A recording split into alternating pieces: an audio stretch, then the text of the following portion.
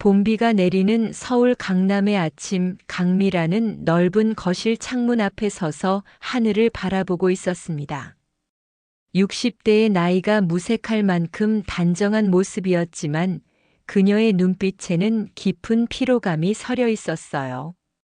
300평 대리석 저택의 창밖으로 정원사가 정성스레 가꾼 정원이 펼쳐져 있었죠.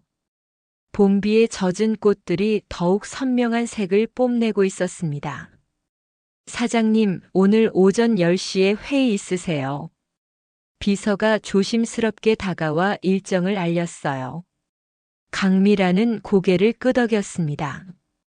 알았어, 준비해줘. 비서가 나간 후 그녀는 다시 창밖을 바라보았어요. 그녀의 인생은 누가 봐도 성공한 삶이었습니다.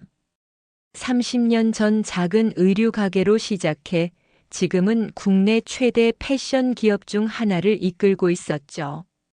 경제지에서는 그녀를 자수성가한 백만장자로 소개했고 여성 기업인의 롤모델로 칭했습니다. 하지만 강미란의 마음속에는 결코 채워지지 않는 빈자리가 있었어요. 화려한 성공의 이면에는 그녀만 아는 깊은 상처가 숨겨져 있었죠. 그것은 바로 30년 전 잃어버린 딸이었습니다. 강미라는 서랍에서 오래된 사진 한 장을 꺼냈어요. 우는 아이를 안고 있는 젊은 시절의 그녀가 사진 속에서 미소 짓고 있었습니다. 사진 속 아이는 지금 30살이 넘었겠죠. 살아있다면 말이에요. 수아야. 그녀는 사진을 바라보며 중얼거렸습니다. 30년 전 그녀는 이제 막 사업을 시작한 26살의 싱글맘이었어요. 하루는 가게를 정리하느라 늦게까지 일하다가 돌보미에게 맡겼던 3살배기 딸을 데리러 갔죠. 그런데 그날 이후로 딸은 영영 돌아오지 않았습니다. 경찰은 납치 사건으로 수사했지만 결국 미해결 사건으로 남겨졌어요. 강미라는 그 후로도 딸을 찾기 위해 모든 노력을 기울였습니다. 돈을 모으고 명성을 쌓은 이유 중 하나도 언젠가 딸을 찾을 수 있으리라는 희망 때문이었죠. 하지만 세월이 흐르면서 그 희망은 점점 희미해져 갔습니다. 미란 회장님, 차 준비됐습니다. 기사의 목소리에 그녀는 정신을 차렸어요. 회의실에서 그녀는 완벽하게 통제된 모습으로 임원들 앞에 섰습니다. 냉철한 판단력과 카리스마로 그녀는 철의 여인이라는 별명을 가지고 있었죠. 아무도 이 강인한 여성의 마음속에 깊은 상처가 있다고 상상할 수 없었을 거예요. 회의가 끝난 후 강미라는 비서에게 말했습니다. 다음 주 일정을 모두 취소해줘. 네. 다음 주에 중요한 미팅이 많은데요. 비서가 놀라서 물었어요. 개인적인 일이 있어. 강미란의 목소리는 더 이상의 질문을 허용하지 않는 단호함이 있었습니다. 그날 밤 강미란은 오랜만에 옛 앨범을 펼쳤어요. 그녀가 태어난 작은 시골 마을의 사진들, 첫 가게를 열었을 때의 사진들, 그리고 수아의 사진들. 이제는 희미해진 기억 속에서 딸의 얼굴을 떠올리는 것조차 어려웠습니다. 내가 뭘 위해 여기까지 왔을까? 강미라는 중얼거렸어요. 모든 것을 이룬 것 같지만 정작 가장 소중한 것을 잃어버린 그녀의 눈에서 눈물이 흘러내렸습니다. 다음 날 아침 강미라는 작은 여행 가방을 꾸렸습니다.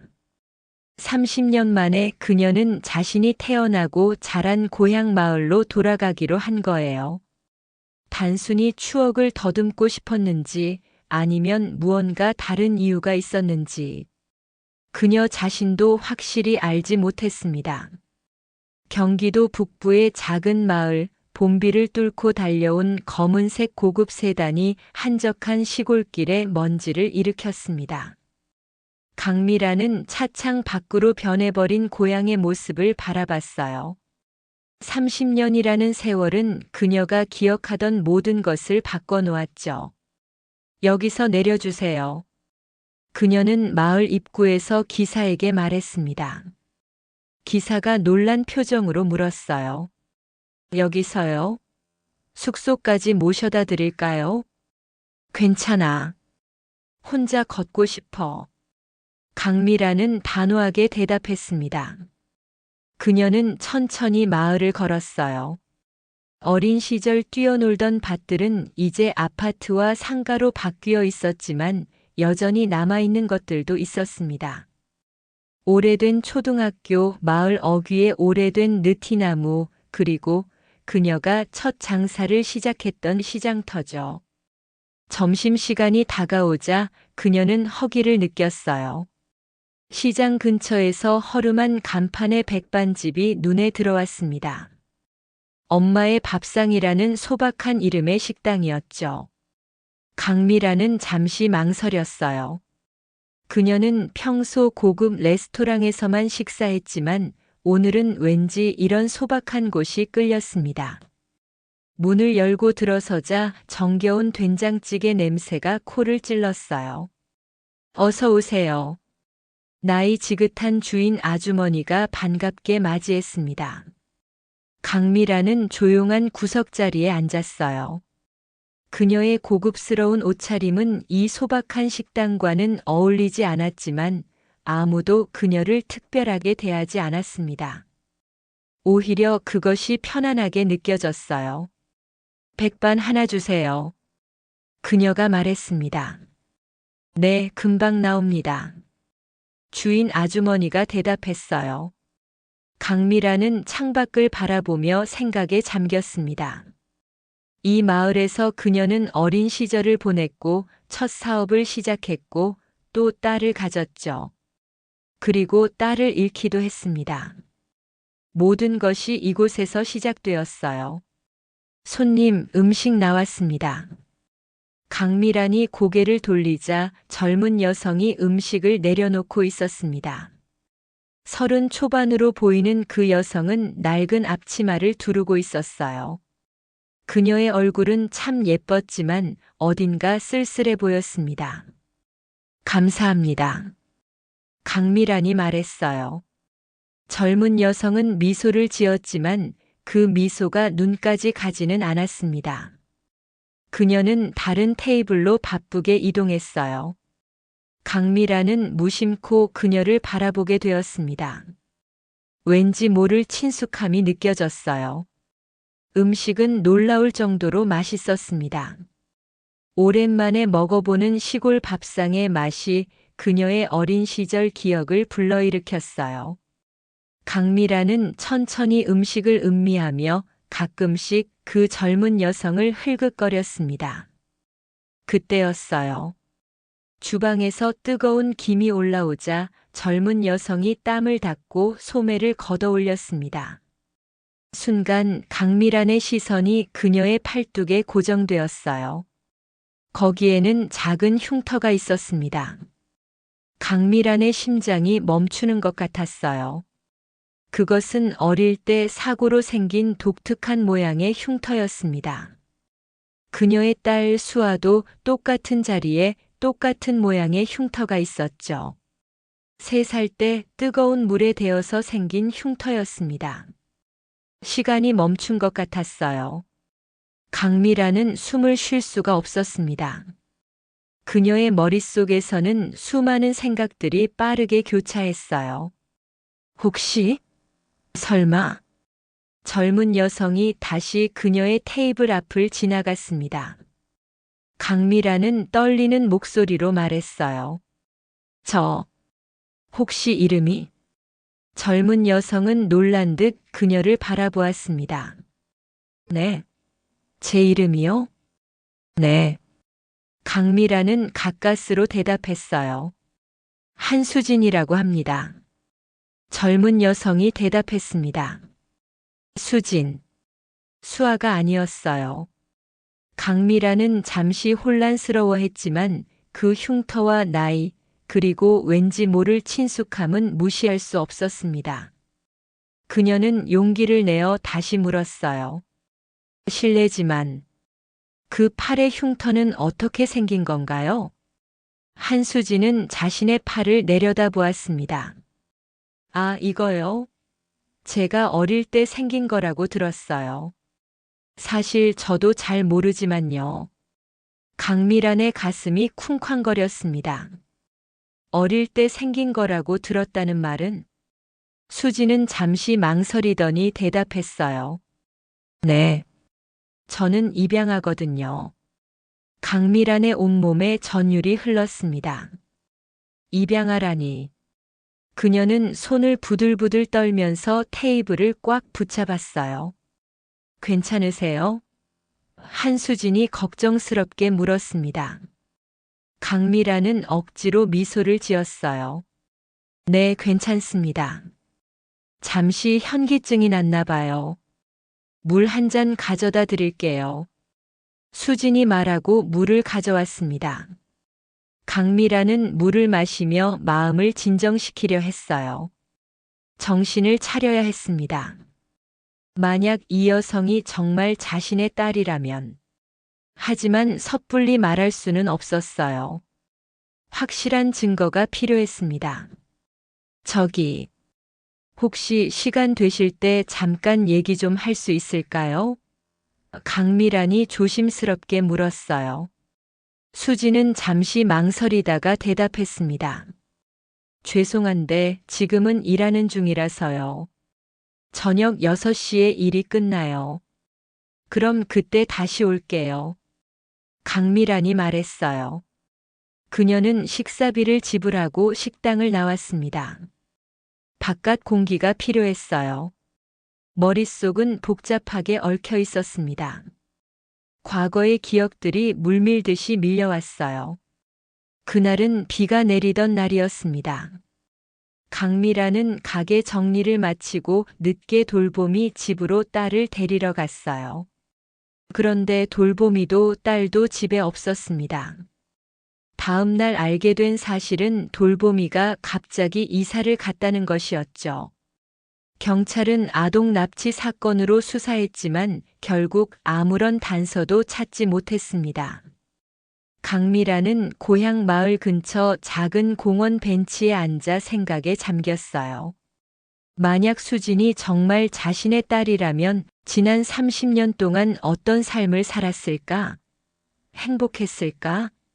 그녀를 그리워했을까? 6시가 다가올 무렵 강미라는 다시 엄마의 밥상으로 향했습니다. 그녀의 심장은 여전히 빠르게 뛰고 있었어요. 도착해보니 식당은 문을 닫고 있었고 수지는 앞치마를 벗고 가게 앞에 서 있었습니다. 오셨네요. 수진이 말했어요. 네, 약속대로 왔습니다. 강미란이 대답했어요. 어디 편한 데서 얘기할 수 있을까요? 두 사람은 근처 카페로 자리를 옮겼습니다. 저녁 시간이었지만 카페는 한산했어요. 그들은 구석 테이블에 앉았습니다. 제가 왜 이런 말씀을 드리는지 이상하게 생각하실 수도 있어요. 강미란이 조심스럽게 입을 열었습니다. 하지만 당신의 팔에 있는 그 흉터가 제 딸이 가지고 있던 것과 정확히 같아요. 수지는 놀란 눈으로 그녀를 바라보았어요. 무슨 말씀이신지. 30년 전 제 딸이 실종되었어요. 그때 딸의 나이가 3살이었고 당신과 같은 자리에 똑같은 흉터가 있었죠. 강미란의 목소리가 떨렸습니다. 수지는 자신의 팔을 내려다보았어요. 하지만 당신이 제 딸일 가능성이 있다고 생각해요. 강미란이 말했습니다. 입양되었다고 하셨죠? 언제 입양되신 건가요? 수지는 잠시 침묵하다가 대답했어요. 3살 때라고 들었어요. 하지만 저는 친부모에 대한 기억이 전혀 없습니다. 강미란은 깊게 숨을 들이마셨습니다. DNA 검사를 해보면 어떨까요? 그러면 확실히 알 수 있을 테니까요. 수진의 얼굴에 의심과 혼란이 스쳤어요. 그녀는 잠시 생각하더니 말했습니다. 저도 사실 항상 궁금했어요. 제 친부모가 누군지, 왜 저를 포기했는지. 포기한 게 아니에요. 강미란이 급하게 말했습니다. 만약 당신이 정말 제 딸이라면 저는 한 번도 당신을 포기한 적이 없어요. 계속 찾아왔답니다. 수지는 고개를 끄덕였어요. 알겠습니다. DNA 검사를 해보죠. 다음 날 두 사람은 함께 병원을 찾았습니다. 검사 결과는 일주일 후에 나온다고 했어요. 기다리는 일주일 동안 강미라는 마을의 작은 펜션에 머물렀습니다. 그녀는 매일 엄마의 밥상에 가서 식사를 했고 그곳에서 수진과 조금씩 대화를 나눴어요. 수진에 대해 알아갈수록 강미라는 그녀가 자신의 딸임을 확신하게 되었습니다. 그 눈빛, 말투, 심지어 음식을 먹는 방식까지 어딘가 자신과 닮아 있었어요. 마침내 검사 결과가 나왔습니다. 두 사람은 함께 병원을 찾았고 의사는 봉투를 건네주었어요. 강미란의 손이 떨렸습니다. 그녀는 봉투를 열고 결과지를 읽었습니다. 유전자 일치율 99.9%. 강미란의 눈에서 눈물이 흘러내렸어요. 맞아. 내가 내 딸이 맞아. 그러나 기쁨도 잠시 수진의 표정은 복잡했습니다.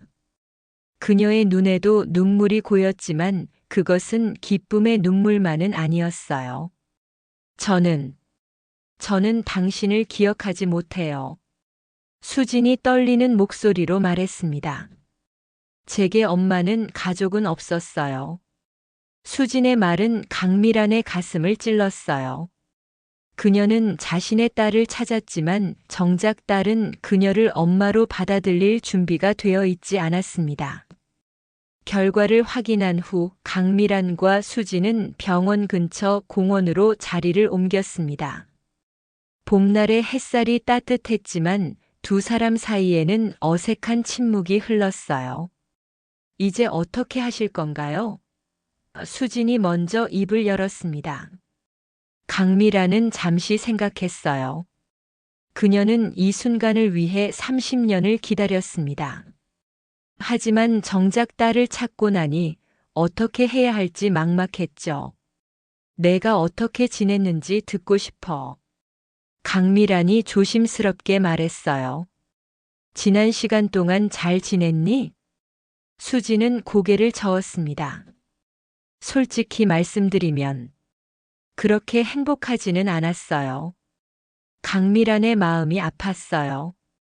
그녀는 딸이 좋은 가정에서 자랐기를 바랐는데 그렇지 않았다니 가슴이 찢어지는 것 같았습니다. 입양 부모님은 어떤 분들이셨어? 강미란이 물었어요. 수지는 깊은 한숨을 내쉬었습니다.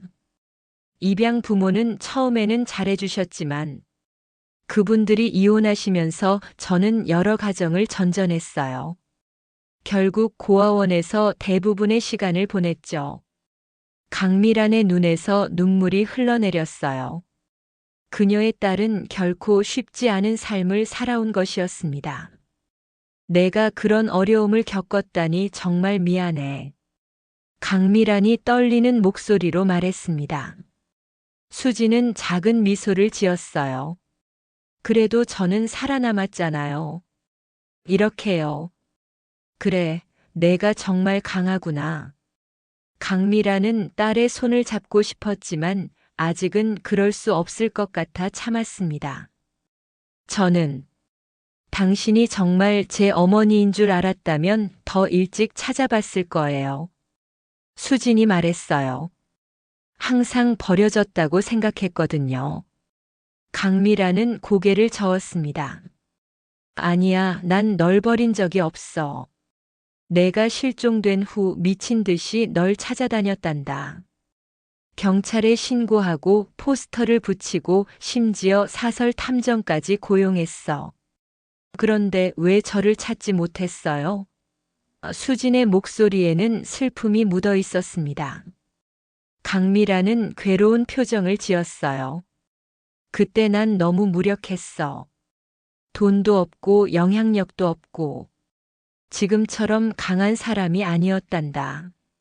하지만 내가 살아있기를 한시도 멈추지 않고 기도했어. 두 사람은 다시 침묵에 빠졌습니다. 하늘에는 구름이 천천히 흘러갔고 공원의 아이들은 즐겁게 뛰어놀고 있었어요. 강미란 씨, 제가 앞으로 어떻게 해야 할지 모르겠어요. 수진이 솔직하게 말했습니다. 당신이 제 생물학적 어머니라는 건 이제 알게 됐지만 갑자기 모든 것이 바뀌는 건 이해해, 수진아. 강미란이 말했어요. 서두르지 않아도 돼. 우리에겐 시간이 있으니까. 수진은 고개를 끄덕였습니다. 그런데 당신은 정말 부자신 것 같네요. 저 같은 사람이 당신 딸이라는 게 좀. 무슨 소리야? 강미란이 놀라서 물었어요. 내가 내 딸이라는 게 얼마나 큰 축복인지 몰라. 수지는 쓴웃음을 지었습니다. 저는 그저 시골 백반집에서 일하는 평범한 사람인데 당신은 성공한 사업가잖아요. 당신 세계에 제가 어울릴 것 같지 않아서요. 강미라는 수진의 말에 깊은 상처를 받았지만 그것을 내색하지 않으려 했어요. 대신 그녀는 딸의 마음을 이해하려고 노력했습니다. 내가 어떤 사람이든 넌 내 딸이야. 그것만으로 충분해. 강미란이 진심을 담아 말했어요. 수지는 고개를 들어 강미란을 바라보았습니다. 그녀의 눈에는 여전히 의심과 혼란이 가득했지만 작은 희망의 불빛도 보였어요. 시간이 좀 필요해요. 수진이 말했습니다. 물론이야. 내가 기다릴게. 강미란이 대답했어요. 두 사람은 공원을 나와 각자의 길로 헤어졌습니다. 강미란은 펜션으로 돌아가는 길에 마음이 무거웠어요. 그녀는 딸을 찾았지만 아직 딸의 마음은 얻지 못했습니다. 그것이 어쩌면 더 어려운 과제일지도 모른다는 생각이 들었어요. 이틀 후 강미라는 회사에서 긴급 연락을 받았습니다. 중요한 계약 건으로 서울로 돌아가야 했어요. 그녀는 수진에게 전화를 걸었습니다. 수진아, 나 급한 일이 생겨서 서울에 다녀와야 할 것 같아. 하지만 곧 다시 올게. 강미란이 말했어요. 전화기 너머로 침묵이 흘렀습니다. 그리고 수진이 조용히 대답했어요. 알겠습니다. 안전하게 다녀오세요. 강미라는 그 말에서 어떤 감정도 읽을 수 없었습니다. 실망? 안도? 그저 무관심? 이것이 딸의 진짜 생각인지 궁금했어요. 내가 서울에 한번 와보는 건 어떨까? 강미란이 조심스럽게 제안했습니다. 또다시 침묵이 흘렀어요. 지금은 아직 그럴 준비가 안 된 것 같아요. 그래, 이해해. 강미라는 억지로 밝은 목소리를 유지하려고 노력했습니다. 다음에 다시 연락할게. 전화를 끊은 후 강미라는 깊은 한숨을 내쉬었어요. 그녀는 딸이 자신을 거부하는 것 같아 마음이 아팠습니다. 하지만 동시에 수진의 입장도 이해했어요. 30년 동안 자신을 버린 엄마라고 생각했던 사람을 갑자기 받아들이는 것은 쉽지 않을 테니까요. 서울로 돌아온 강미라는 회사 일에 집중하려 했지만 마음은 계속해서 수진에게로 향했습니다. 회의 중에도 밤에 잠을 청할 때도 그녀의 생각은 오로지 딸뿐이었어요. 일주일이 지났고 강미라는 다시 그 마을로 향했습니다. 이번에는 더 오래 머물 생각이었어요. 그녀는 엄마의 밥상으로 바로 갔지만 놀랍게도 수지는 그곳에 없었습니다. 수진이요? 오늘부터 휴가 냈어요. 주인 아주머니가 말했습니다. 강미라는 실망감을 감추지 못했어요. 혹시 어디 있는지 아세요? 글쎄요, 그런 건 말하지 않았는데. 아, 간혹 저기 한내 다리 근처에서 그림 그리는 걸 본 적 있어요. 취미인가 봐요. 강미라는 즉시 한내 다리로 향했습니다. 마을을 가로지르는 작은 개울 위에 놓인 오래된 다리였어요. 그리고 정말로 다리 옆 작은 벤치에 수진이 앉아 스케치북에 무언가를 그리고 있었습니다. 강미라는 잠시 멈춰 서서 딸을 바라보았어요. 수진은 완전히 집중한 채 그림을 그리고 있었습니다. 그 모습이 어딘가 익숙했어요. 강미란 자신도 젊었을 때 옷 디자인을 그렇게 열심히 스케치했었죠. 수진아. 강미란이 조심스럽게 다가가 불렀습니다. 수진은 깜짝 놀라 고개를 들었어요. 아, 오셨군요. 방해해서 미안해. 강미란이 말했습니다. 뭘 그리고 있었어? 수지는 잠시 망설이다가 스케치북을 보여주었어요. 그것은 다리와 개울이 있는 풍경화였습니다. 단순하지만 감성이 담긴 그림이었어요. 와, 정말 잘 그렸구나. 강미란이 진심으로 감탄했습니다. 그냥 취미예요. 수진이 쑥스럽게 대답했어요. 나도 내 나이 때 그림을 좋아했어. 강미란이 말했습니다. 지금은 옷을 디자인하지만 원래는 풍경화를 그리는 게 좋았단다. 수지는 놀란 듯 강미란을 바라보았어요. 정말요? 저도 패션 디자인에 관심이 많아요. 그 말에 강미란의 가슴이 뛰었습니다. 작은 공통점이었지만 그것이 두 사람을 조금 더 가깝게 만들어주는 것 같았어요. 혹시 내 회사에 와서 디자인 부서를 한번 구경해 볼래? 강미란이 제안했습니다. 수진의 눈이 잠시 반짝였다가 이내 조심스러운 표정으로 돌아왔어요. 지금은 아직 서두르지 마. 내가 준비됐을 때 언제든지. 강미란이 재빨리 말했습니다. 두 사람은 나란히 앉아 한동안 개울을 바라보았어요. 봄바람이 부드럽게 불어오고 새들이 지저귀는 소리가 들렸습니다. 제가 왜 그림을 그리는지 아세요? 수진이 갑자기 물었어요. 강미란은 고개를 저었습니다.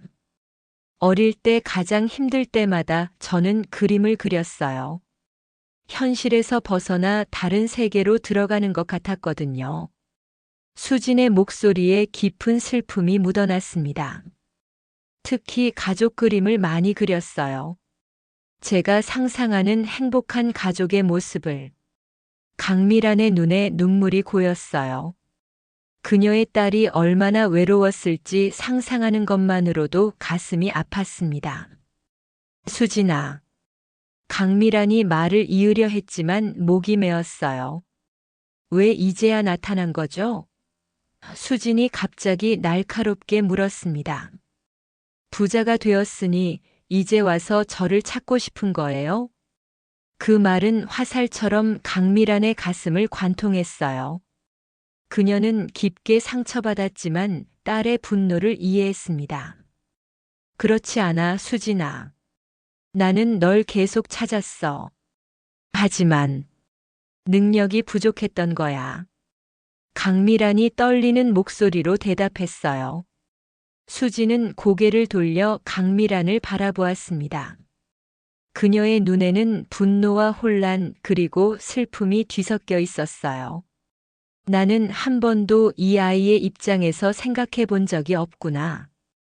강미란은 그날 밤 펜션 방에 누워 자책했습니다.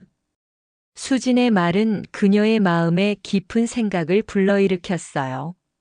그녀는 30년 동안 기다림의 시간을 보냈지만 수진에게 그 시간은 버려짐의 시간이었던 거죠. 다음 날 아침 강미라는 수진에게 문자를 보냈습니다. 오늘 시간 되면 만날 수 있을까? 한참 후에야 답장이 왔어요.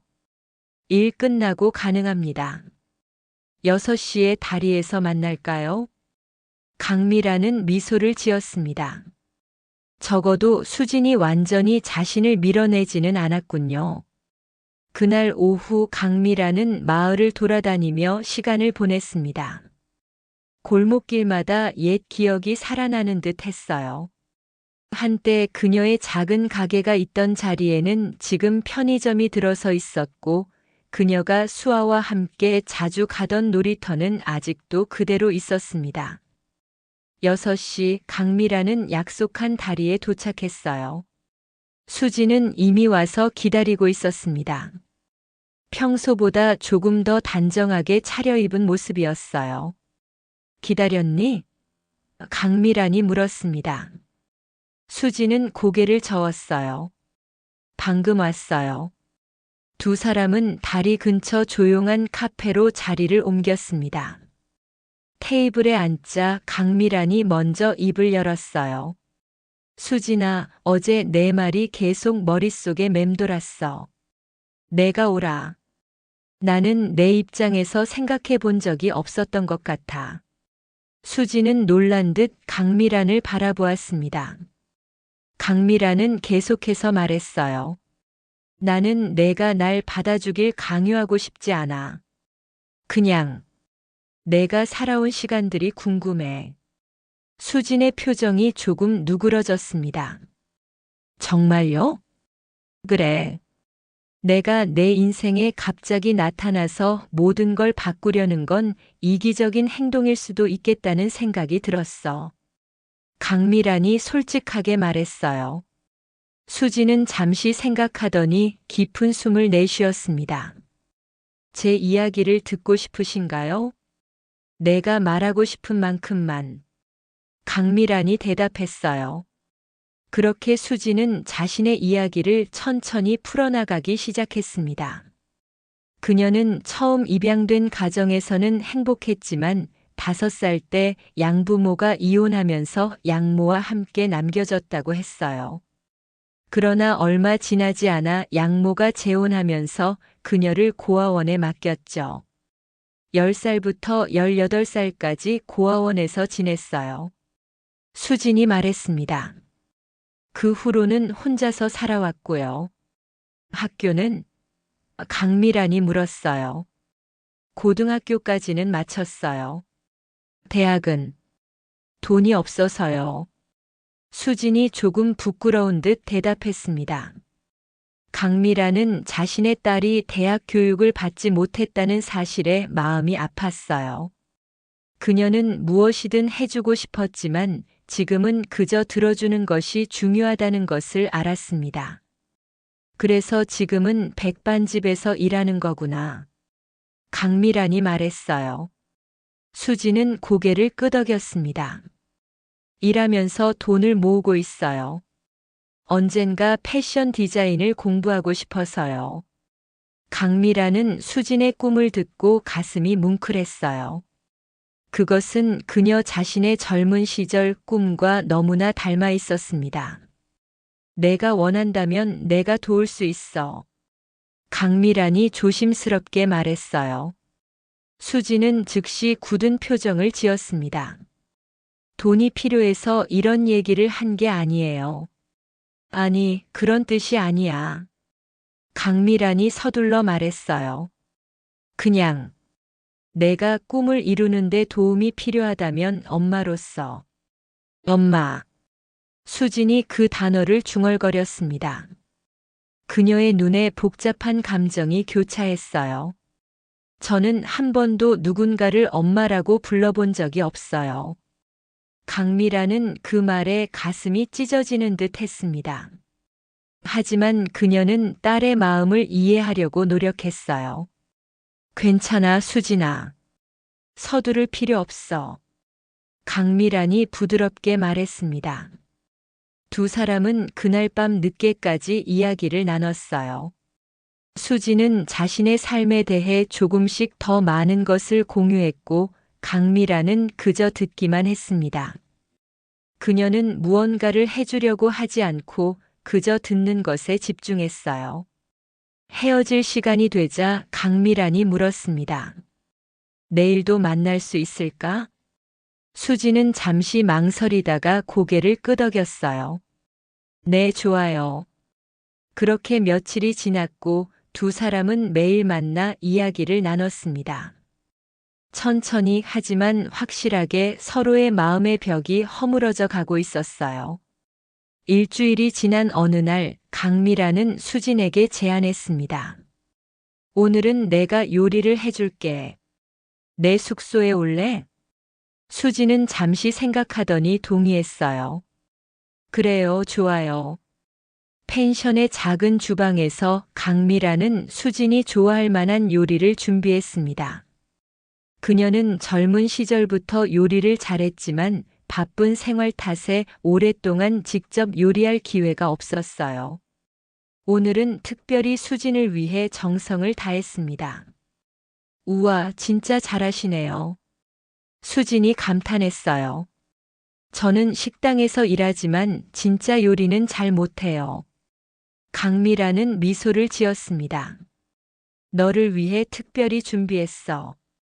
식사를 하면서 두 사람은 서로에 대해 더 많은 것을 나누었어요. 강미라는 자신이 어떻게 사업을 시작했는지, 어떤 어려움을 겪었는지 이야기했습니다. 그리고 항상 딸을 찾기 위해 노력했다는 것도요. 매년 내 생일마다 나는 케이크를 사서 내 사진 앞에 놓고 소원을 빌었어.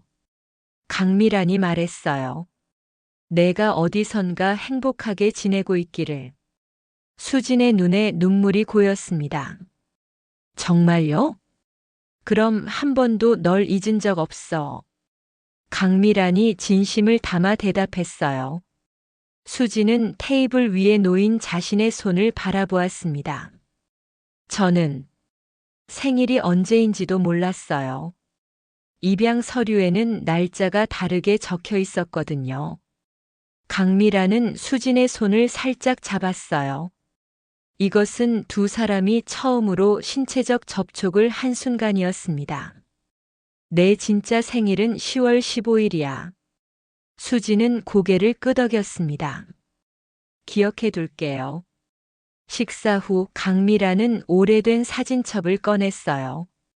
그 안에는 어린 수아의 사진이 몇 장 있었습니다. 아기 때부터 3살까지의 모습이었죠. 이게 너야. 강미란이 사진을 보여주었어요. 수지는 처음으로 자신의 어린 시절 모습을 보게 되었습니다. 그녀의 손이 떨렸어요. 정말, 저인가요? 그래, 내가 제일 좋아하던 인형이랑 찍은 사진이야. 강미란이 설명했습니다. 수지는 사진을 오랫동안 바라보았어요. 그녀의 눈에서 눈물이 흘러내렸습니다. 저에게는 아무런 기억이 없어요. 이 모든 것이 너무 낯설어요. 강미라는 딸의 혼란을 이해했습니다. 그녀에게 이것은 돌아옴이었지만 수진에게는 완전히 새로운 세계였어요. 수진아, 난 널 서두르게 하고 싶지 않아. 강미란이 부드럽게 말했습니다. 내가 준비될 때까지 기다릴게. 수지는 눈물을 닦고 미소를 지었어요. 고마워요. 시간이 좀 필요해요. 그날 이후로 두 사람은 서로에게 더 편안해졌습니다. 수지는 강미란에게 자신의 그림들을 더 많이 보여주었고, 강미란은 자신의 회사와 디자인에 대해 이야기했어요. 그들은 함께 마을을 산책하고 카페에서 시간을 보내고 때로는 그냥 다리에 앉아 물을 바라보기도 했습니다. 2주일이 지난 어느 날 강미란은 수진에게 말했어요. 나는 내일 서울로 돌아가야 해. 회사 일이 너무 밀렸거든. 수진의 표정이 어두워졌습니다. 그럼 다시 안 오실 건가요? 당연히 올 거야.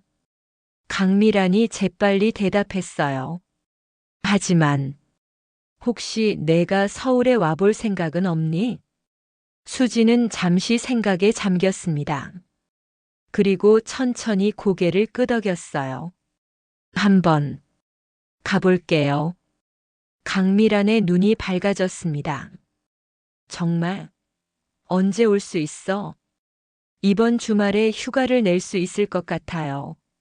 수진이 말했어요. 좋아. 내가 기차표를 예약해 놓을게. 강미란이 기쁘게 말했습니다. 그녀는 딸이 조금씩 마음을 열어가고 있다는 것을 느꼈어요. 아직 완전히 엄마로 받아들이지는 못했지만 적어도 수지는 그녀와의 관계를 시도해 보려고 하고 있었습니다. 주말 수지는 서울행 기차를 탔습니다. 처음으로 가는 대도시에 대한 설렘과 낯선 어머니의 세계로 들어가는 것에 대한 두려움이 교차했어요. 강미라는 서울역에서 직접 수진을 맞이했습니다. 잘 왔니? 피곤하지 않아? 괜찮아요. 수진이 대답했어요. 서울이 정말 크네요. 강미라는 미소를 지었습니다. 이제부터 내가 안내할게. 수지는 강미란의 고급 승용차에 올라타고 서울의 거리를 지나쳤어요. 높은 빌딩들과 번화한 거리, 세련된 사람들. 모든 것이 그녀의 작은 마을과는 달랐습니다. 마침내 차가 강남의 고급 아파트 단지에 들어섰어요.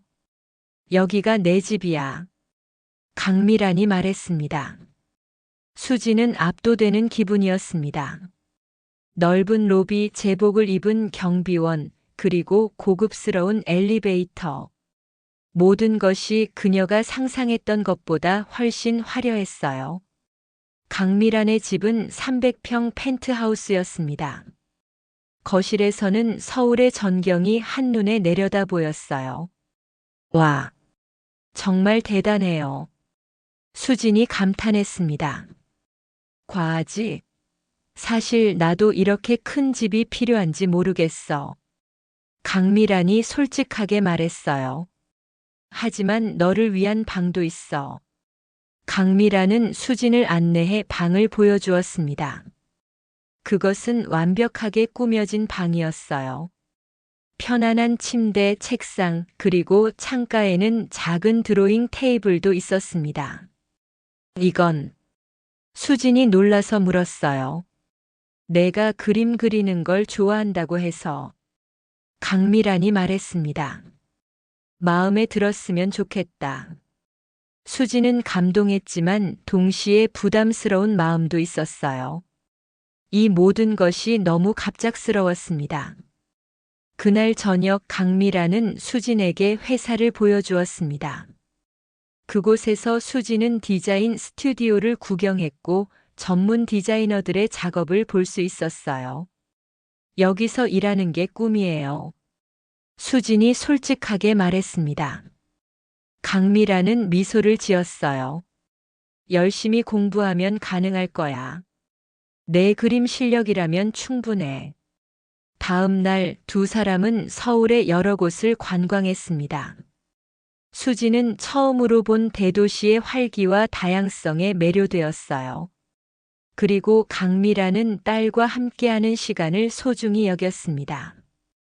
저녁 한강변의 조용한 레스토랑에서 식사를 하며 강미란이 조심스럽게 물었어요. 서울은 어때? 마음에 들어? 수지는 잠시 생각하더니 대답했습니다. 네, 좋아요. 하지만 조금 압도되는 느낌도 있어요. 이해해. 강미란이 말했어요. 시간이 지나면 익숙해질 거야. 수지는 창밖으로 흐르는 한강을 바라보았습니다. 저는 아직 혼란스러워요. 제 삶이 갑자기 바뀐 것 같아서요. 강미란은 딸의 마음을 이해했습니다. 그녀는 서두르지 않기로 결심했어요. 내가 원하는 대로 하면 돼. 내 집에서 살든 내 마을로 돌아가든. 나는 내 결정을 존중할게. 수지는 깊은 생각에 잠겼어요. 그리고 천천히 입을 열었습니다. 저는 공부를 더 하고 싶어요. 패션 디자인을 배우고 싶고요. 하지만, 강미란이 물었습니다. 저는 스스로 해내고 싶어요. 물론 도움이 필요하겠지만 제 힘으로도 노력하고 싶어요. 수진이 결연한 목소리로 말했어요. 강미란은 딸의 독립심에 감동했습니다.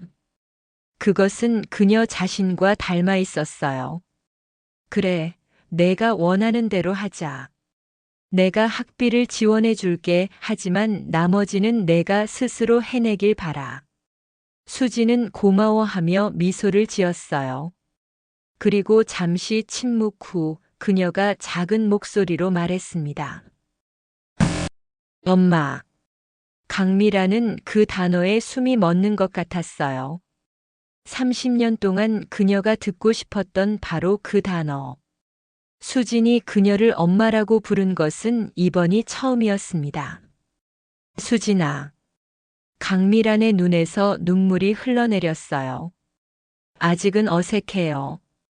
수진이 솔직하게 말했습니다. 하지만 연습해 볼게요. 강미란은 그저 고개를 끄덕였어요. 말이 필요 없었습니다.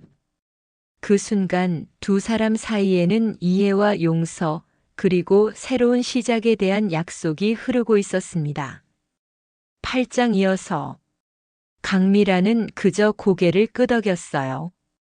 말이 필요 없었습니다.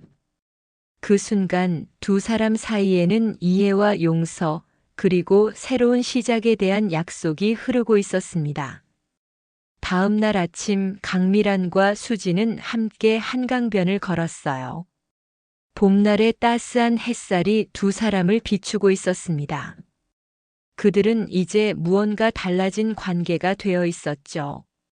앞으로 어떻게 지낼 생각이니? 강미란이 물었어요. 수지는 잠시 생각하다가 대답했습니다. 일단 백반집 일은 계속할 거예요. 그리고 디자인 학교 입시를 준비하려고요. 그래, 좋은 생각이야. 강미란이 딸의 결정을 지지했습니다. 주말에는 서울에 와서 함께 시간을 보내는 건 어떨까? 수지는 미소를 지었어요. 네, 그러고 싶어요. 두 사람은 벤치에 앉아 한강을 바라보았습니다. 강물은 끊임없이 흘러갔지만 그것은 끝이 아니라 또 다른 시작이었어요. 마치 그들의 관계처럼요. 엄마. 수진이 다시 그 단어를 불렀습니다. 이번에는 조금 더 자연스럽게요. 응. 강미란이 딸을 바라보았어요. 제가 어릴 때 어땠나요? 수진이 물었습니다. 강미란의 눈에 추억이 깃들었어요. 넌 항상 호기심이 많았어. 3살 때부터 그림을 그리길 좋아했고 항상 웃음이 많았지. 그리고 참 다정했어. 수지는 그런 자신의 모습을 상상해 보려 했습니다. 기억 속에 없는 하지만 분명 존재했던 시간들이었어요. 가끔은 꿈에서 누군가가 날 안아주는 느낌이 들었어요. 수진이 조용히 말했습니다. 어쩌면 그게 엄마였을지도 모르겠네요. 강미라는 가슴이 뭉클해졌어요. 딸의 무의식 속에 자신이 남아 있었다는 생각에 뜨거운 감정이 밀려왔습니다. 수진아, 우리가 잃어버린 시간은 돌아오지 않겠지만, 강미란이 천천히 말했어요. 앞으로의 시간은 우리의 것이야. 수지는 고개를 끄덕였어요. 네, 엄마. 그 단어는 이제 조금씩 자연스러워지고 있었습니다. 엄마라는 이름은 부르는 순간 완성되는 것이 아니라 함께하는 순간 속에서 천천히 만들어지는 것이었어요.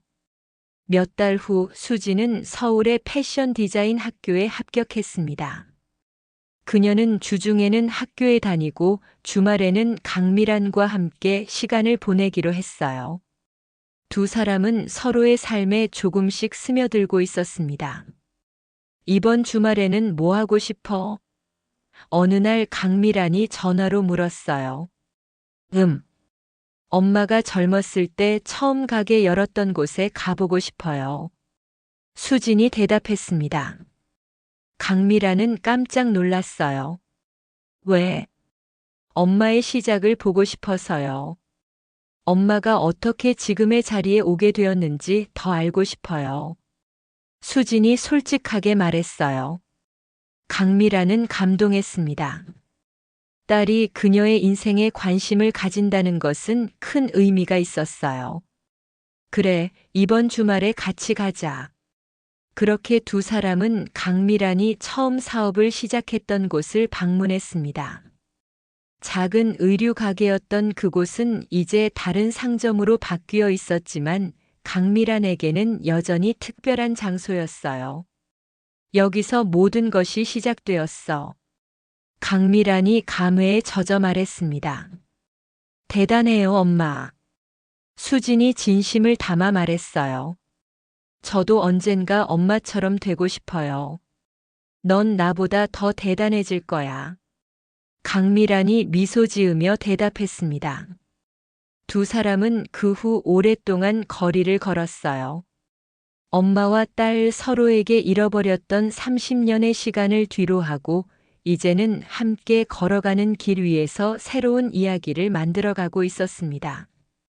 저녁이 되어 두 사람은 한강변 공원에 앉아 석양을 바라보았어요. 붉게 물든 하늘이 아름다웠습니다. 엄마. 수진이 문득 말했어요. 응. 강미란이 대답했습니다. 고마워요, 날 찾아줘서. 수진의 목소리는 작았지만 진심이 담겨 있었어요. 강미란은 딸의 손을 살며시 잡았습니다. 아니, 내가 고마워. 내게 돌아와줘서. 두 사람은 서로를 바라보며 미소 지었어요. 그들의 여정은 이제 겨우 시작되었지만 함께라면 어떤 어려움도 이겨낼 수 있으리라는 확신이 있었습니다. 자, 집에 가자.